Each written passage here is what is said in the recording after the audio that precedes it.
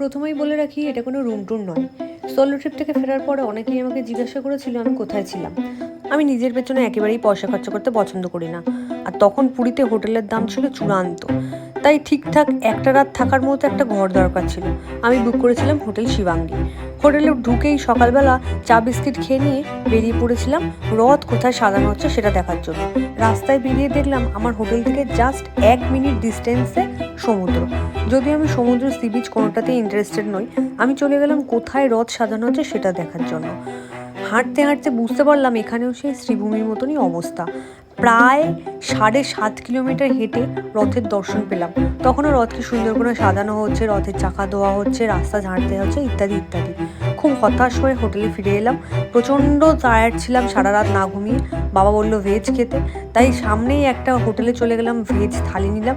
সকাল থেকে একটা বিস্কিট ছাড়া কিচ্ছু খাইনি। অসম্ভব খিদেতে এই খাবারটাই আমার অমৃত লাগছিল। That's it.